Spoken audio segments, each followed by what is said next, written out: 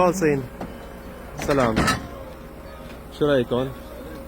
نظام تفريغ القمامة بالسويد، وشوفوا الذكاء وشوفوا التكنولوجيا، وبتمنى هذا الشيء يصير ببلادنا. هي عبارة عن مثل دويرة تحت الأرض، وهلا بتجي السيارة بتشيلهم. شوفوا، وهي السيارة اجت وعم ترجع. انتوا شوفوا لي بس النظافة والتكنولوجيا، ولا وسخة بتلاقوها برات الزبالة أو القمامة.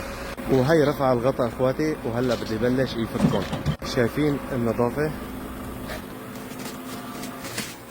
وهون عنده مثل ونش بينزلها على الشكل التالي. شايفين كله تحكم بالكنترول بايده، ما بلق اي شيء. وهون بحط الكلبشات 4 بيوزعون على الشكل التالي. شوفوا انتم الرتابة والنظافة. وهلا بالكنترول بشيلها 1 2 3. وهون عنده مثل حبل، هلا بشدهم مشان يفرغ. وهي الحبل شاله وهلا بيسحبه. شوفوا اخواتي، ولا بينكب شيء لا فوق ولا تحت. وهلا بلش عملية التفريغ. وهي الغرفة اللي حكيت لكم عنها. يا سلام، شايفين التكنولوجيا يا جماعة؟ شايفين الشطارة؟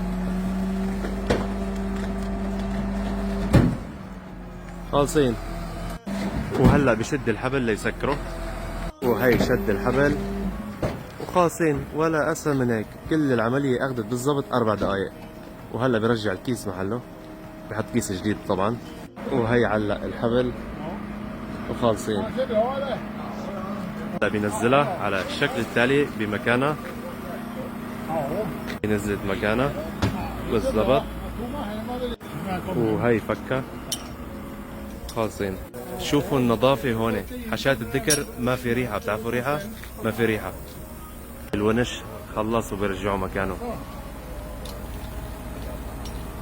وهي الكنترول خالص. وهلا هون بجيب كيس مشان اخر شيء يحطه هون. وهي حط الكيس وخالصين.